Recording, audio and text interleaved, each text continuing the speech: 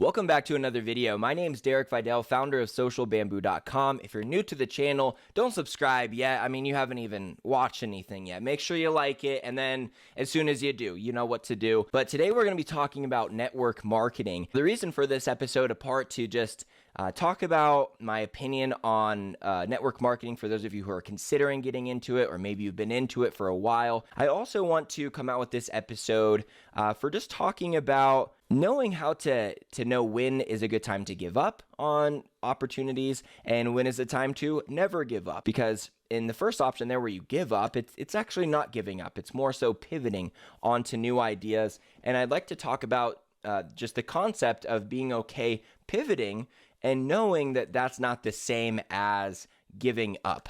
There's such a never give up philosophy in life, and believe me, I am one to be totally bought into that philosophy. I have so many stories that exemplify why it's such an important trait to have that determination. But there are certain times where you're in an opportunity where considering the other things that you could be doing with your time might be a good idea. Hopefully that's not too much of a spoiler for this episode, but I will be talking about situations where network marketing is maybe something you should stick with. So don't worry, I'm not going to just be, bashing on it the whole time. So let's go into just my general thoughts on the network marketing business model of word of mouth advertising. They don't do major like magazine ads, TV ads. They usually don't do Facebook or Instagram ads. They have a bunch of independent representatives that do have quite a bit of availability for what kind of marketing they can do. Some of them, like Herbalife, they even let them open up their own stores and sell product out of that.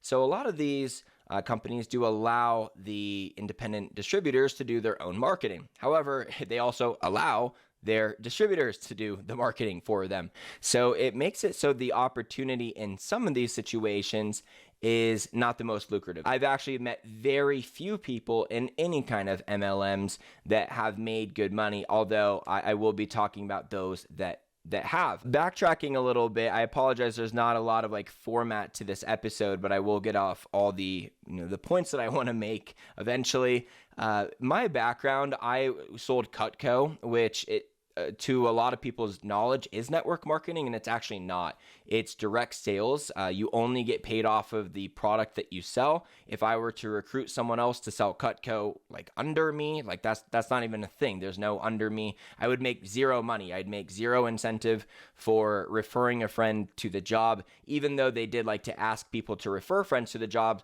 there wasn't any incentive apart from, hey, just refer some friends that you think would like to work here. All I did was go around and I'd sell the product, and I'd do it at home and garden shows and things like that, but it's not like a recruiting business. However, because I did that for 7.5 years and I had over 3,300 customers, and I did this between the years 2012 and 2019, this is a golden age of network marketing. I met every network marketer under the sun. And when they see this kid that comes in their doors that's hustling and is in sales, they're like, oh my God, this is our next recruit. Every single one of them tries to recruit you. And it happened to all my friends.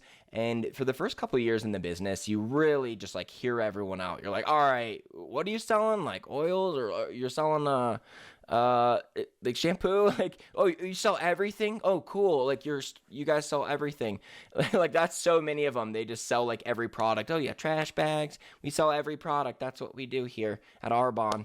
And they'd all try to recruit me, and it would sound great, and they'd have all these reasons about why the knives weren't good to do, and blah blah blah. And then at the end of it, they would spend $700 on my knives, and either I'd spend $0 on their product because they had no idea how to close because their sales training was horrible, or they would maybe get me on a $60 membership or something like that, or they just give me a bunch of free samples and think that was gonna do something. They're like, here's 8 free samples of our bar that's not as good as the ones at the store. Let me know if you want 2 weeks shipping on that or not.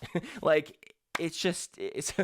gonna do a lot of random examples like that kind of just exemplify my point here of what's really going through the buyer's mind of it's not making a lot of sense a lot of times to buy these products, even though it's it's helping you out. So it's because you're selling to your friends, it has that pull of getting some like pity sales, right? Like, oh, well, it's my friend and I feel like I should support them even though it's $80 more than what I was wanting to spend on that particular item. And that's just not sustainable, even if you can get your friends to do that temporarily. Because if they really don't want to be buying it, but they continue to do it because they're your friend, that's just going to build some resentment for you. And if it never surfaces, that's an amazing friend. But it may, right? That they're like, all right, I don't want to give you $120 a month anymore for like the worst protein I've ever had. I would rather get this stuff from the store for $30. It's like honestly probably a lot better.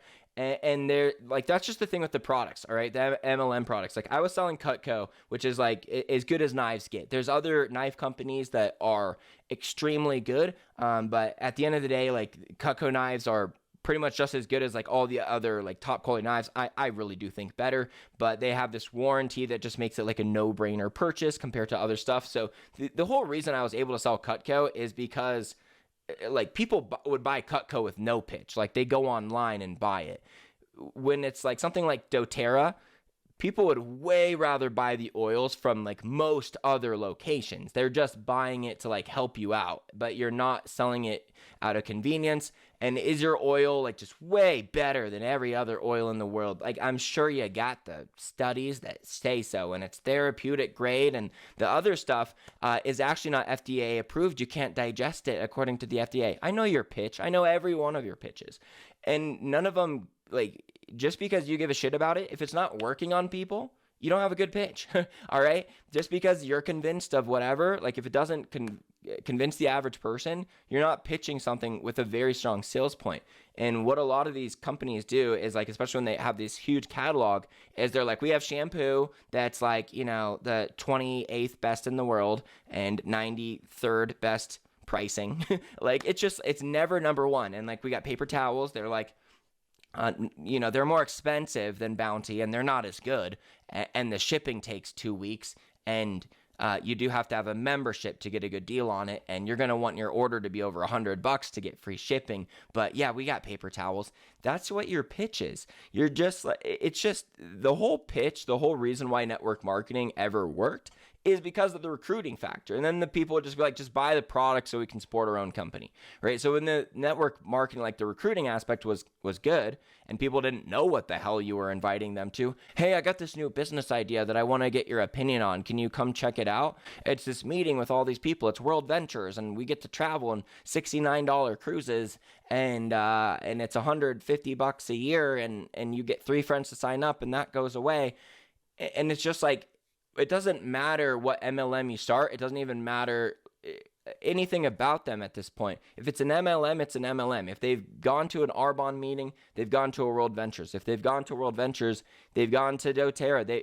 Yours is not any different. And this belief is what's really keeping a lot of people in this opportunity way longer than they should, when if it's just coming down to, okay, regardless of if your opportunity is working or not, would those same amount of hours applied to something else do more for you? That answer is almost always going to be yes, all right?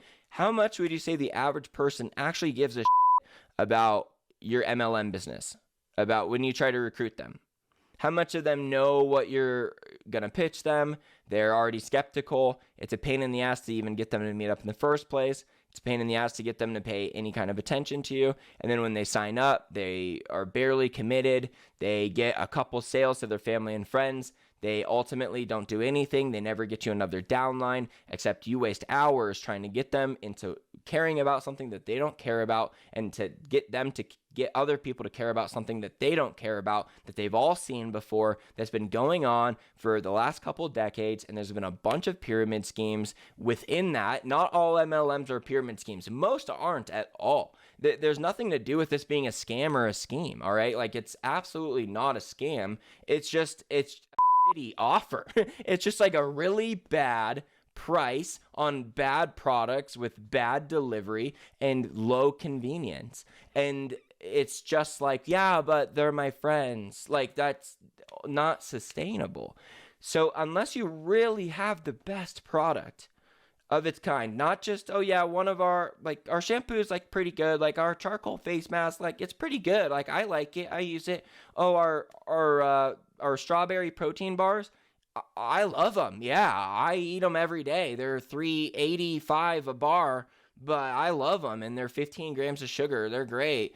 Like, you don't have any product that beats any other products. So why would I buy it at lower convenience, at more cost, and then I have to deal with your ass blowing me up every couple months to ask if I'm ready to reorder? You're not actually solving problems with how you're selling products. You just have a side hustle. And I commend you on that, because side hustles are so much easier to start when the product is already taken care of. When you start your own company and you have to invent the offer, the product, the service, whatever it is, that is one of the hardest parts before you get that right. And even if you do proper marketing to a bad offer, it won't work. So it takes so long before you get the combination of both going. When you go into a company that already has an established product, when you go into selling something and you already know, like, hey, if I don't get a sale, it's my fault, right? Like, it's obviously not the product. People sell millions of it.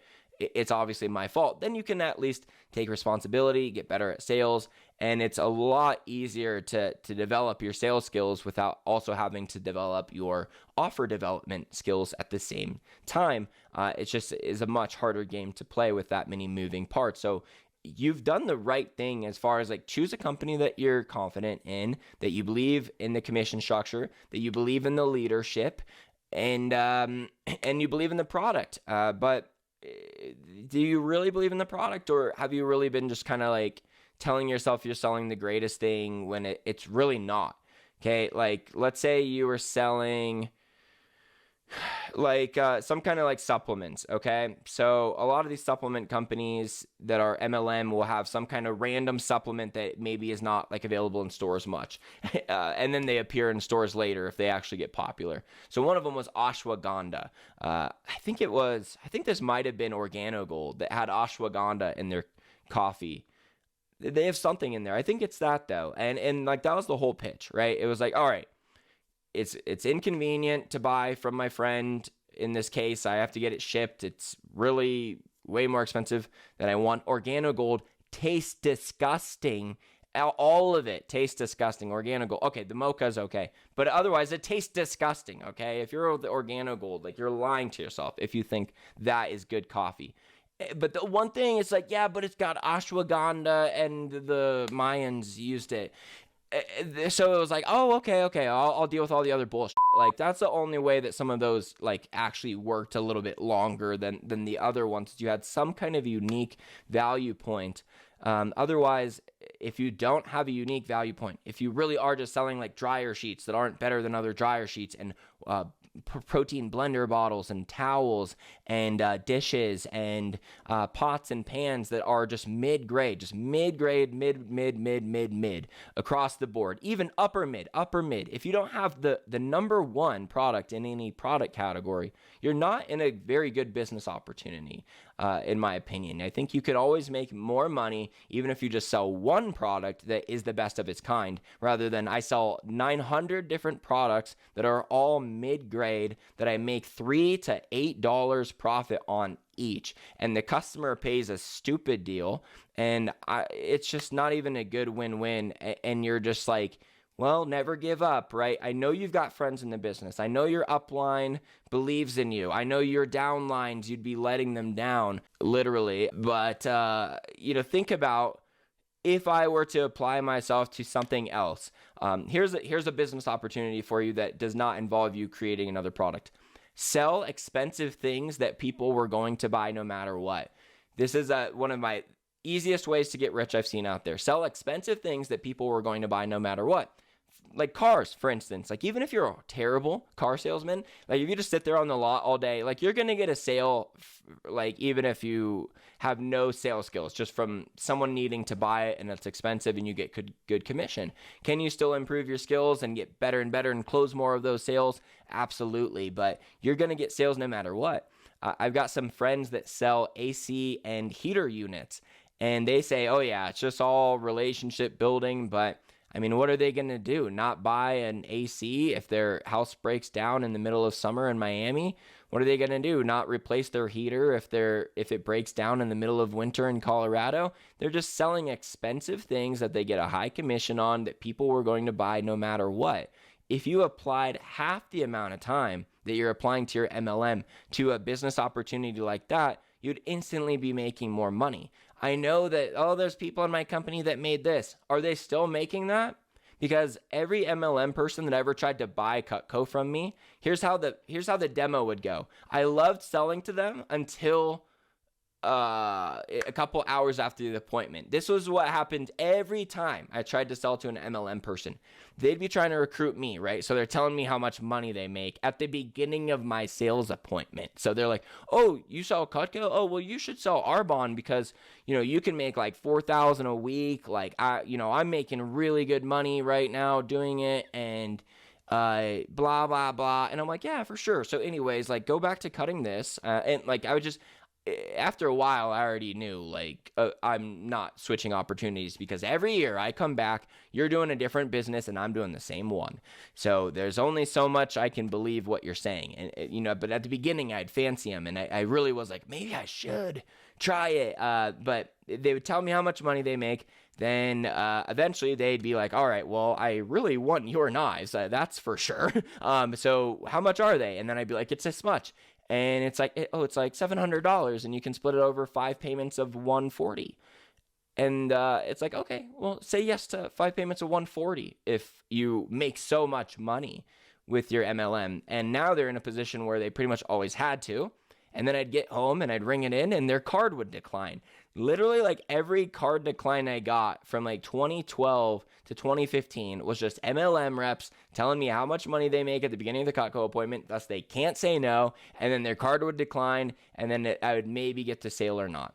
And I met a couple that were making a lot, and they were very high up, and they were just early. That's literally all it is, just early, okay? How do you be good at Amazon FBA? Do you be a good marketer? Do you be great at product sourcing? Are you someone who's great at running PPC? Or were you just early? You were early. That's what someone good at Amazon FBA is. If you make a lot of money in crypto, are you a brilliant trader? Are you a genius at spotting brilliant, like, these amazing companies before they come to fruition? No, because if you have ever looked at any crypto project, they're all horseshit. Okay, go to my How to Crypto channel and I just tear them apart. None of them are actual companies. They just have billions of accessible funds. So yeah, like, anyways, not to get off track, but I totally did. And yeah, you get my point. Are you doing the best business opportunity is the actual question, not, hey, can it work? Of course it can. Of course it can work. But if you really were to divert the effort you're putting in to that into something else, could you get more money? Because that's not giving up at all. That's just pivoting. You're like, oh yeah, I found a more lucrative business opportunity. That's just being smart. That's just being smart for taking a different job opportunity. That would be like being a salary worker for some company, and they're paying you $42K a year, and this other company is offering you $65K, and you're like, never quit, baby. I never quit. And they're like, yeah, you're not quitting working. You're just working here instead for 50% more pay. And you're like, I don't quit. You're not understanding what the phrase never quit means, but you can listen to other podcast episodes of mine. I am all about never quitting on goals that are important and opportunities that are legit on a mission that you should be on. For my network marketers, I really do hope you really look your opportunity in the face and say, is this actually a good deal on products? Or is this just kind of like, people make money and I'm trying to make money and I don't want to quit and I don't know what else to do? Like, you'll figure it out, okay? So if you want to know what else to do, get my course, How to Build and Monetize a Following in 90 Days or Less. You will have to come up with your own business idea for this to be relevant, but if you'd like to quick launch a new business that is maybe an idea you've had, if you want to start an art business, you want to start your clothing store, you want to start any kind of business with an original idea, this is the way to go. How to Build and Monetize a Following in 90 Days or Less. Get that course for free. Only the first 1,000 people get it for free, so just a couple hundred left at the time of this recording, but go get that now, and hopefully that will put you off on the right track. Otherwise, you're going to figure it out, and connect with me on Instagram if I can be of any service to you at all. I really just care that you figure it out. I'm not trying to harp on what you do, but come on. You can beat network marketing. It's just not the time anymore, guys. Just not the time. You can do better. You deserve better. And you probably can do better unless you're making a lot of money. Then, of course, then that's going to be a different situation. If you're making a lot of money, then I don't even know why you're on this video. Hey, if you're on this video and you're in network marketing, it's probably because you were considering if there are some other opportunities, and in my opinion, there probably is. So thanks so much for watching. Subscribe if you got some value, and I'll talk to you next time.